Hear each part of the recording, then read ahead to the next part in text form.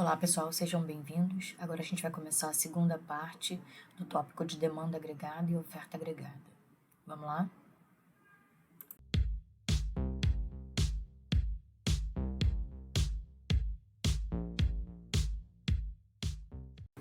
Nesse vídeo a gente continua vendo a curva de demanda agregada.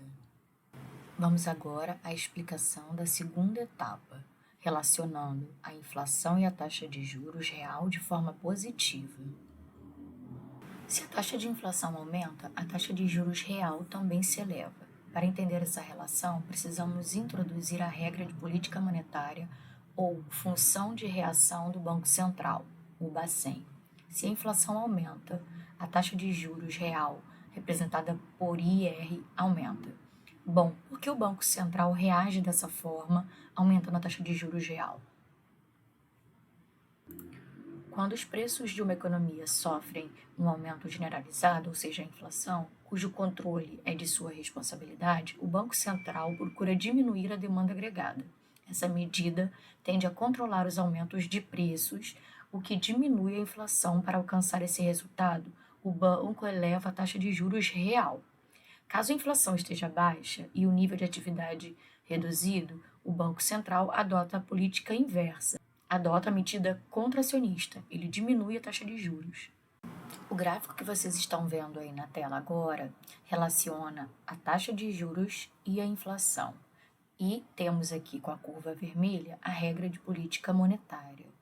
Essa relação é positiva. Se a inflação é de 5%, o Banco Central fixa uma taxa de juros igual a 8%. Se a inflação aumenta para 7%, como vocês podem ver no gráfico, o banco eleva a taxa de juros real para 11%. Assim, a taxa de juros real aumenta com a inflação. Só para lembrar aqui, pessoal, o Banco Central ele fixa a taxa de juros nominal, controlando a oferta de moeda para uma dada demanda de moeda. Assim, dada uma taxa de inflação, o banco determinará a taxa de juros nominal, que gera uma taxa de juros real desejada, compatível com a regra de política monetária em vigor. O gráfico que vocês estão vendo agora na tela, ele apresenta várias regras de política monetária. E qual regra monetária o Banco Central aplica? Bom, ele vai observar as experiências anteriores de surtos de inflação e de queda no nível de atividade. Daí vai tomar a decisão. Vamos agora à terceira etapa, pessoal. Das etapas anteriores que eu falei, podemos concluir que, quando a inflação está alta, a taxa de juros real sobe, a despesa agregada cai e o PIB real cai. Quando a inflação está baixa, os juros reais caem, a despesa agregada sobe e o PIB sobe. O gráfico que aparece aí para vocês apresenta a derivação da curva de demanda agregada passo a passo. No passo 1, a inflação aumenta de π1 para π2. O Banco Central reage e eleva a taxa de juros real de IR1 para IR2, ou seja, o passo 2. O aumento da taxa de juros real diminui o consumo das famílias e, principalmente, como vimos, o investimento privado, o que desloca a linha de dispêndio de D1 para D2, seria aqui o passo 3. A queda do dispêndio agregado diminui o produto real de Y1 para Y2, que seria aqui a finalização, o passo 4. Assim, quando a taxa de juros real era IR1, o produto real era igual a Y1. Quando a taxa de juros real aumentou para IR2, o produto real diminuiu para Y2, o que gera uma curva de demanda agregada negativamente inclinada. Vamos agora ver o deslocamento dessa curva de demanda agregada. Da mesma forma que vimos em microeconomia, pessoal, devemos distinguir entre movimentos ao longo da curva de demanda agregada e movimentos da curva de demanda agregada. O gráfico que aparece aí para vocês ilustra os movimentos sobre a mesma curva de demanda agregada, ao passo que o gráfico 10 mostra o deslocamento de uma curva de demanda agregada. A questão é, o que provoca o deslocamento da curva de demanda agregada? Bom, todos os fatores exógenos ao modelo provocam deslocamentos da curva de demanda agregada, pessoal. Fatores exógenos, pessoal, são aqueles que não são determinados na análise. Por exemplo, os gastos do governo e os impostos são determinados pelos governantes. Logo, seu valor é determinado fora do mercado. Portanto, são variáveis exógenas.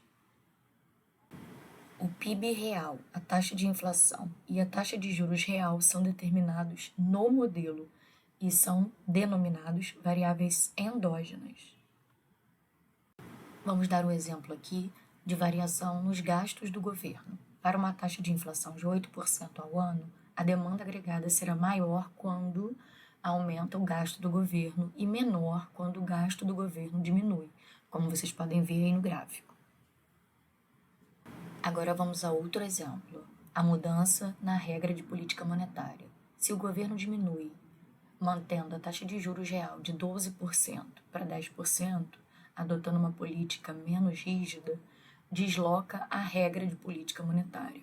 Assim, a curva de demanda agregada se desloca para a direita, como vocês podem ver no gráfico. Como vocês podem ver aí na tela, existem outros fatores que deslocam a curva de demanda agregada. Por exemplo, aqui eu estou mostrando a variação do imposto autônomo, ou seja, a política fiscal do governo. Dependendo da política, pode deslocar a demanda agregada para a direita ou para a esquerda.